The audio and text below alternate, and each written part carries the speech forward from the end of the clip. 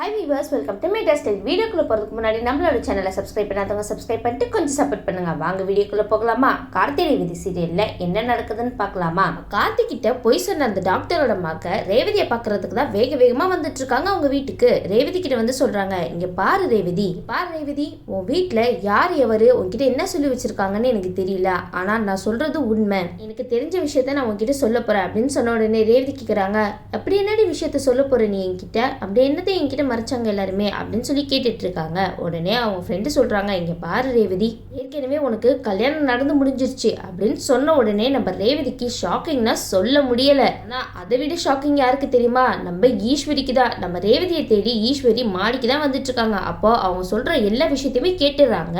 ஈஸ்வரி, உங்களோட கதையை முடிச்சு விட்டாங்க போங்க. உடனே ஈஸ்வரி நினைக்கிறாங்க, ஐயோ இவ எல்லா விஷயத்தையுமே சொல்லிட்டாலே என்ன அப்படின்னு சொல்லிட்டு நினைச்சிட்டு இருக்கும் போது ரேவதி கேட்கிறாங்க, என்ன சொல்ற நீனு அப்படின்னு சொல்லி கேட்டு இருக்கும் போது, ஆமா ரேவதி, உனக்கு கல்யாணம் நடந்து முடிஞ்சிருச்சு. அது மட்டும் இல்லாம இந்த விஷயத்த எல்லாத்தையுமே வந்து உன்கிட்ட இருந்து மறைச்சிட்டு இருக்காங்க. ஆனா இந்த ஈஸ்வரி ஆண்டி எதுக்காக இந்த விஷயத்த உன்கிட்ட இருந்து மறைக்கிறாங்கன்னு எனக்கு கரெக்டா தெரியாது. சொல்ல போகணும்னா ஒரு நல்ல மனுஷனை வீட்டுல இருந்து விரட்டி விட்டுருக்கீங்கன்னே சொல்லலாம் அப்படின்னு சொன்ன உடனே ரேவதி சொல்றாங்க, எதுக்காக அவங்கள விரட்டி விட்டாங்கன்னு உங்களுக்கு தெரியுமா அப்படின்னு சொல்லி கேட்டுட்டு இருக்கும் போது, அவங்க எதுக்காக இங்க இருந்து விரட்டி விட்டாங்க தெரியுமா? இதுக்கெல்லாம் பின்னாடி இருக்கிறது அந்த சந்திரகலா தான் அப்படின்னு சொல்லிட்டு இருக்காங்க.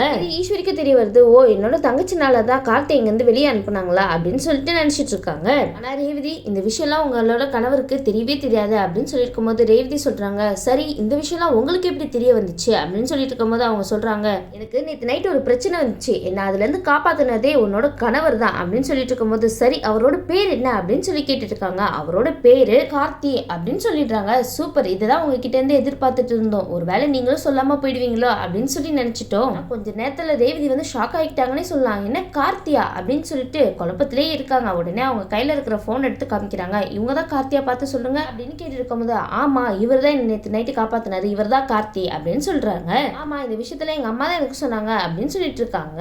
பாவம் ரேவதிக்கு தலையே சுத்திருச்சு போல. சரி ரேவதி, இதுக்கப்புறம் நான் இங்க இருந்தா சரிப்பட்டு வராது அப்படின்னு சொல்லிட்டு இருக்காங்க. உடனே ஈஸ்வரி நினைக்கிறாங்க அங்க இருந்து, அச்சோ போச்சுடா எல்லாத்தையும் சொல்லிட்டாலே, எந்த விஷயம் ரேவதிக்கு தெரியக்கூடாதுன்னு நினைச்சிட்டு இருந்தோமோ அந்த விஷயம் அவளுக்கு தெரிஞ்சு போச்சு, அவ்வளவுதான் எல்லாமே நடந்து முடிஞ்சிருச்சு, இதுக்கப்புறம் என்னோட பொண்ணை நான் எப்படி தடுப்பேன் அப்படின்னு சொல்லிட்டு திரு முடிச்சிட்டு இருக்காங்க நம்ம ஈஸ்வரி. உடனே ஈஸ்வரி வந்து அந்த பொண்ணு கிட்ட கேக்குறாங்க, நீ எதுக்காக எல்லா உண்மையும் ரேவதி கிட்ட சொன்ன? என்னங்க நீங்க பேசிட்டு இருக்கீங்க? ரேவதி கிட்ட எல்லா உண்மையும் மறைச்சிருக்கீங்க. அது மட்டும் இல்லாம நீங்களாம் ஏன் இந்த மாதிரி பண்ணீங்கன்னு எனக்கு புரியவே இல்ல. பாரு, என்னோட பொண்ணுக்கு மட்டும் எல்லாமே தெரிஞ்சிருச்சுன்னா அவளோட உயிருக்கே ஆபத்து அப்படின்னு சொல்லிட்டு இருக்கும் போது, இங்க பாருங்க அந்த மாதிரிலாம் எதுவுமே கிடையாது. ரேவதிக்கு மட்டும் உண்மை தெரிஞ்சிருச்சுன்னா அவ உயிருக்கே ஆபத்து அப்படின்னு சொல்லிட்டு உங்க தங்கச்சி தான் சொல்லியிருக்காங்களே. கேட்டுட்டு ஈஸ்வரி ஷாக் ஆகுறாங்கன்னே சொல்லலாம். என்ன உளறிட்டு இருக்கே நீனு? ஆமா நான் சொல்றதெல்லாம் உண்மைதான். என்ன ஒரு ஆபத்துல இருந்து காப்பாத்தின மட்டும் இல்லாம என்ன வீட்லயே கொண்டு போய் ஒப்படைச்சிட்டாரு. அப்பதான் எங்க அம்மா கார்த்தி சாரை பார்த்தாங்க. அதுக்கப்புறம் தான் என்ன நடந்துச்சு ஏது நடந்துச்சுன்ற உண்மையை எங்க அம்மா என்கிட்ட சொன்னாங்க. அது மட்டும் இல்லாம ரேவதி கிட்டே எல்லா உண்மையும் சொல்லிட்டா, இந்த மாதிரி அவ உயிருக்கே ஆபத்து அப்படின்னு சொல்லிட்டு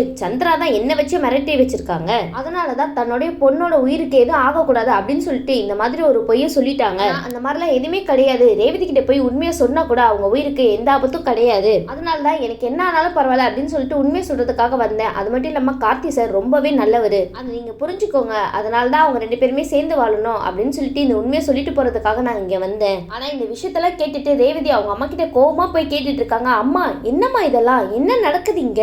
பாரு ரேவதி, உண்மையை சொன்னா உன்னோட உயிருக்கே பெரிய ஆபத்து வந்துடும் அப்படின்னு சொல்லிட்டு டாக்டர் சொன்னாங்க. அதனாலதான் இந்த விஷயத்த எல்லாத்தையுமே உங்ககிட்ட இருந்து நாங்க மறைச்சோம். சரிம்மா, நீங்க சொல்றது எல்லாத்தையுமே நான் ஒத்துக்கிறேன். எனக்கு ஏதாவது ஆயிடும் உண்மையை சொன்னா, அதனாலதான் உண்மையை மறைச்சிங்க, அது கூட ஓகே தான். இருந்தாலும் எனக்கு இன்னொரு கல்யாணம் பண்றதுக்கு எதுக்காக நீங்க முடிவு பண்ணீங்க?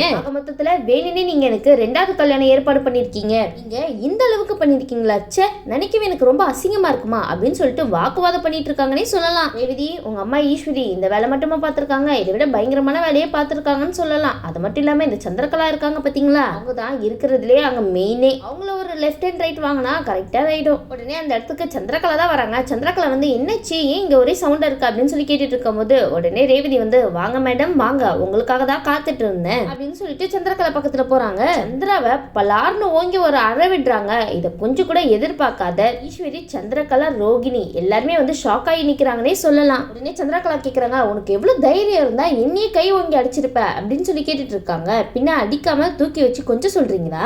ஏய் எதுக்குடி இப்ப என்ன அடிச்ச நீனு அப்படின்னு சொல்லி கேட்டுட்டு இருக்காங்க. உடனே வந்து, உங்களுக்கு எவ்வளவு தைரியம் இருந்துச்சுன்னா என்ன என்னோட கணவர் கிட்ட இருந்து பிரிச்சு வச்சிருப்பீங்க. பிரிச்சது மட்டும் இல்லாம என்னென்ன வேலைலாம் பார்த்துட்டு இருந்திருக்க நீ இல்ல அப்படின்னு சொன்ன உடனே நம்ம சந்திராக்கு ஒண்ணுமே புரியலன்னே சொல்லலாம். உடனே ரோகிணி வந்து அந்த இடத்துல வந்து கேக்குறாங்க, ரேவதி உனக்கு என்னாச்சு அப்படின்னு சொல்லி கேட்டு இருக்கும்போது, அக்கா நீ கூட என்கிட்ட இருந்து எல்லா விஷயத்தையுமே மறைச்சிட்டல, இதை உன்கிட்ட இருந்து கொஞ்சம் கூட எதிர்பார்க்கவே இல்லை. உடனே ரோகிணி கேக்குறாங்க, ரேவதி நீ எதை பத்திமா பேசுற, எனக்கு ஒண்ணுமே புரியலையே, நான் என்ன விஷயத்த உன்கிட்ட இருந்து மறைச்சேன்? அக்கா ஏற்கனவே எனக்கு கல்யாணம் நடந்து முடிஞ்சிருச்சுல, அதுவும் நம்ம கார்த்தி மாமா கூட, அது மட்டும் இல்லாம ஒரு இன்சிடென்ட்ல நான் பழச எல்லாத்தையுமே மறந்துட்டேன் அப்படின்னு சொல்லிட்டு நம்ம ரேவதி ஒரு விஷயமா வெளியே விட்டுட்டே இருக்காங்க. இதெல்லாம் பார்த்துட்டு நம்ம ரோகிணிக்கும் சந்திராக்கும் ஒண்ணுமே புரியல. இந்த விஷயம் உனக்கு எப்படி தெரியும் அப்படின்னு சொல்லிட்டு சந்திரா ஒரு பாட்டுக்கு யோசிச்சுட்டு புரியாம நிக்கிறாங்கன்னே சொல்லலாம். உடனே ரோகிணி வந்து ரேவதி கிட்ட கேக்குறாங்க, ரேவதி அப்போ உனக்கு எல்லாமே ஞாபகத்துக்கு வந்துருச்சாமா அப்படின்னு சொல்லி கேட்டுட்டு இருக்காங்க.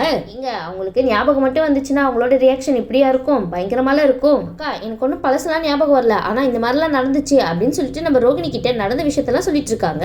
கேட்டுட்டு சந்திராக்கு தூக்கி வாரி போட்டுச்சுன்னே சொல்லலாம். அக்கா எனக்கு பழசெல்லாம் மறந்து போச்சு, ஆனா பழசெல்லாம் ஞாபகப்படுத்தினா எனக்கு இந்த மாதிரி உயிருக்கே ஆபத்தாயிடும் அப்படின்னு சொல்லிட்டு இதோ இங்க நிக்கிறாங்களே சந்திரகலா, அவங்க தான் எல்லார்கிட்டயும் சொல்லி நம்ப வச்சிருக்காங்க. அதனாலதான் நீங்க நடந்த எல்லா உண்மையுமே என்கிட்ட இருந்து மறைச்சிருக்கீங்க அப்படின்னு சொன்ன உடனே நம்ம ரோகிணிக்கு புரிஞ்சு போச்சுன்னே சொல்லலாம். ஓஹோ இதுக்கெல்லாம் காரணம் நீதானா? ஓ அதனாலதான் ரேவதி உன பலார்னு ஓங்கி அடிச்சாலா, உனக்குலாம் இதெல்லாம் தேவை தாண்டி அப்படின்னு சொல்லிட்டு நினைச்சிட்டு இருக்காங்க. உடனே ரேவதி சொல்றாங்க, சரிக்கா நான் உடனே கார்த்தி மாமாவை போய் பார்க்க போறேன் அப்படின்னு சொல்லிட்டு அங்க இருந்து கிளம்பி போறாங்க. உடனே சாமுண்டீஸ்வரி தான் தடுக்கிறாங்கப்பா. அதானே இவங்க எந்த காரியம் நடந்தாலும் ஃபர்ஸ்ட் தடுக்க தானே பார்ப்பாங்க. ஆனா நம்ம சாமுண்டீஸ்வரி கையை ரேவதி தள்ளி விட்டுட்டு அங்க இருந்து கிளம்பி போயிடுறாங்கப்பா. சூப்பர் ரேவதி, இப்படிதான் இருக்கணும், இதுக்கப்புறமா பொறுமையா இருந்தா எதுவும் சரிப்பட்டு வராது. உடனே வந்து சந்திரா சொல்றாங்க, அக்கா என்னக்கா ரேவதி பாட்டுக்கு உன் கையை தள்ளி விட்டுட்டு போயிட்டு இருக்கா, நீ பாட்டுக்கு அமைதியா பேசாம நின்றுட்டு இருந்தா என்ன அர்த்தம், உங்களுக்கு நேரம் சரியில்லைன்னு அர்த்தம். உடனே ஈஸ்வரி சந்திராவை திட்ட ஆரம்பிச்சிடறாங்கன்னே சொல்லலாம். உனக்கு எவ்வளவு தைரியம் இருந்தா இந்த மாதிரிலாம் போய் சொல்லிட்டு இருந்திருப்ப, உன்னை யார் இந்த மாதிரிலாம் பண்ண சொன்னது அப்படின்னு சொல்லி கேட்டு இருக்கும் போது, அக்கா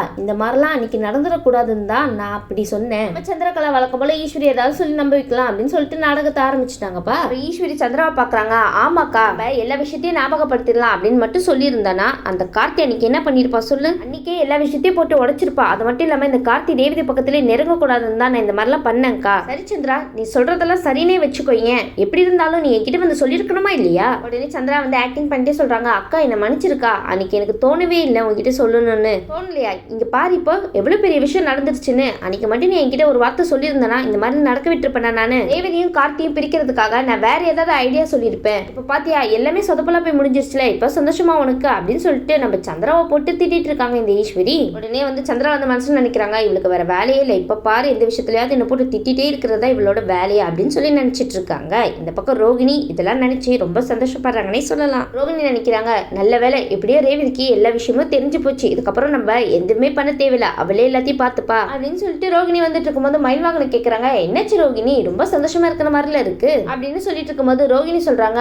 ஏங்க உங்களுக்கு ஒரு விஷயம் தெரியுமா, நம்ம ரோகிணிக்கு எல்லாமே ஞாபகம் வந்துருச்சு அப்படின்னு சொன்ன உடனே நம்ம மயிலுக்கு சந்தோஷம்னா சொல்ல முடியல. அந்த இடத்துல மயில் கேட்கறாங்க, ரோகிணி என்ன சொல்லிட்டு இருக்க, எல்லாமே ஞாபகம் வந்துருச்சு அவளுக்கு அப்படின்னு சொல்லி கேட்டு இருக்கும் போது ரோகிணி சொல்றாங்க, அச்சோ நான் கூட சந்தோஷத்துல என்னென்னவோ உளறிட்டு இருக்கேன் பாருங்களேன், அவளுக்கு நடந்த பழைய விஷயம் எல்லாமே தெரிஞ்சு போச்சு அப்படின்னு சொல்லிட்டு இருக்கும் போது, என்ன சொல்லிட்டு இருக்கே நீனு உண்மையாவா அப்படின்னு சொல்லிட்டு மயில்வாகனும் ரொம்பவே சந்தோஷப்படுறாங்கன்னு சொல்லலாம். சரி எப்படியோ ரேவதியும் கார்த்தியும் ஒண்ணு சேர்ந்தா போதும் அப்படின்னு சொல்லிட்டு இருக்கும் போது ரோகிணி சொல்றாங்க, சரி இதை உடனே கார்த்தி மாமாவுக்கு கால் பண்ணி சொல்லுங்க அப்படின்னு சொல்லிட்டு இருக்கும்போது நம்ம மயில்வாகனமும் சரி ரோகிணி உடனே இந்த விஷயத்த சொல்ற அப்படின்னு சொல்லிட்டு நம்ம கார்த்திக்கு தான் கால் பண்ணிட்டு இருக்காரு. ஆனா நம்ம கார்த்தி பாத்தீங்களா எப்பவுமே போன் எடுத்து டக்கு டக்குன்னு பேசுறவரு இன்னைக்குன்னு பார்த்து போன் எடுக்கல. உடனே ரோகிணி கிட்ட சொல்லிட்டு இருக்காங்க, என்னச்சுன்னு தெரியல கார்த்தி சகல வந்து போனே எடுக்கல அப்படின்னு சொல்லிட்டு இருக்கும் போது இந்த பக்கம் பார்த்தனா நம்ம ரேவதி தான் கார்த்தியை பார்த்தே ஆகணும் அப்படின்னு சொல்லி கிளம்பி போயிட்டு இருக்காங்க. அப்ப கார்த்தி வேற எங்கேயோ போயிருக்காங்க வேலை விஷயமா அப்படின்னு இருக்கும் போது நம்ம ரேவதி பாட்டியை பாக்குறதுக்கு தான் போயிட்டு இருக்காங்க. உடனே நம்ம ரேவதி வந்து பாட்டி வீட்டுக்கு போயிட்டு கார்த்தி மாமா அப்படின்னு சொல்லி கத்திட்டு இருக்காங்க. இதை பார்த்துட்டு பாட்டி வந்து கேக்குறாங்க, ரேவதி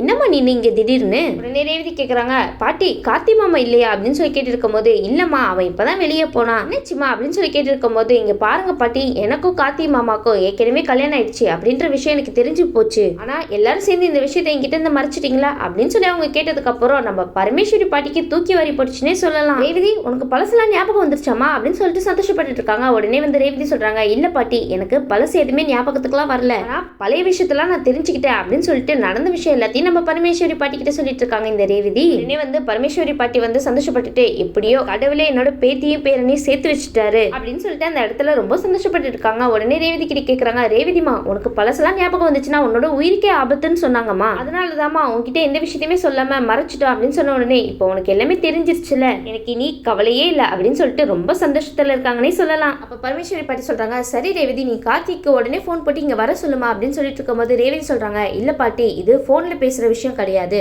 மாமா வரட்டும், மாமா வந்ததுக்கு அப்புறம் அவரை பார்த்து நேருக்கு நேராவே கேட்டு தெரிஞ்சுக்கிறேன் அப்படின்னு சொல்லிட்டு இருக்கும்போது, சரி பாட்டி நான் கல்யாணம் ஆன பொண்ணு, ஆனா என்னோட கழுத்துல தாலி கூட இல்லையே அப்படின்னு சொல்லி கேட்டுட்டு இருக்கும்போது, ஆமாமா உன்னோட அம்மா தான் உன் தாலியை கழட்டிட்டா, அது மட்டும் இல்லாம எவனையோ கூட்டிட்டு வந்துட்டு உனக்கு மறு கல்யாணம் பண்றோம் அப்படின்னு சொல்லிட்டு ஒரு ஆட்டமே ஆடி முடிச்சுட்டானா பாத்துக்கோயேன், அதான் எல்லாமே தெரியல அப்படின்னு சொல்லிட்டு சாமுண்டீஸ்வரியை போட்டு திட்டிட்டு இருக்காங்க. ஆமா பாட்டி நீங்க சொல்றது ஒரு விதத்துல கரெக்ட் தான், அது மட்டும் இல்லாம இந்த குடும்பத்தோட ஒண்ணு சேரவே கூடாது அப்படின்னு சொல்லிட்டு தான் அவங்க இந்த மாதிரிலாம் பண்ணிருக்காங்க. ஆனா இந்த மாதிரிலாம் அம்மா பண்ணுவாங்கன்னு நான் கொஞ்சம் கூட எதிர்பார்க்கவே இல்லை பாட்டி. உடனே இந்த பக்கம் சந்திரகலா சிவனாண்டிக்கு தான் கால் பண்றாங்க. உடனே சிவனாண்டி கேக்குறாங்க, சொல்லு சந்திரகலா என்ன விஷயம், பாருங்க நம்ம நடக்க கூடாதுன்னு நினைச்சதெல்லாம் இந்த வீட்டுல நடந்து போச்சு அப்படின்னு சொன்ன உடனே, என்ன சந்திர சொல்லிட்டு இருக்க நீனு, அப்படி என்ன நடந்துச்சு, ரேவதிக்கு கார்த்தியோட கல்யாணம் ஆன விஷயம் எல்லாமே அவ தெரிஞ்சுக்கிட்டா, என்ன சந்திர சொல்லிட்டு இருக்க நீனு அப்படின்னு சொன்ன உடனே, ஆமாங்க இந்த ரேவதி கார்த்திகிட்ட எல்லாத்தையுமே சொல்லணும் அப்படின்னு சொல்லிட்டு இங்க இருந்து போயிருக்கா. என்ன சந்திர சொல்லிட்டு இருக்க, கார்த்தி இங்க தானே கோயில்ல நின்றுட்டு இருக்கான், என்ன சொல்லிட்டு இருக்கீங்க நீங்க, கார்த்திக் கோவில்ல இருக்கானா அப்படின்னு சொல்லி கேட்டு இருக்கும்போது, ஆமா கார்த்திக் கோவில்ல தான் இருக்கான், பாருங்க நான் சொல்றத நல்லா கவனமா கேளுங்க, அந்த கார்த்தியும் ரேவதியும் ஒருத்தருக்கு ஒருத்தர் சந்திக்கவே கூடாது. சிவனாடி கேக்குறாங்க, என்ன உளறிட்டு இருக்க, அது எப்படி என்னால முடியும் அப்படின்னு சொல்லி கேட்டு இருக்கும்போது, இங்க பாருங்க அதெல்லாம் எனக்கு தெரியாது, நான் சொன்னது நடக்கணும் அப்படின்னு சொல்லிட்டு இருக்கும்போது, இந்த பக்கம் நம்ம ரேவதியை தான் காமிக்கிறாங்க. இங்க பாருமா கார்த்தி அன்னைக்கமா கோவில்ல தான் இருக்கணும் அப்படின்னு சொல்லிட்டு பாட்டி சொல்லிட்டு இருக்காங்க. சரி வா நம்ம கோவிலுக்கு போய் அவனை பார்க்கலாம் அப்படின்னு சொல்லிட்டு பாட்டி ரேவதி கோவிலுக்கு தான் வந்துட்டு இருக்காங்க கார்த்தியை பாக்குறதுக்காக.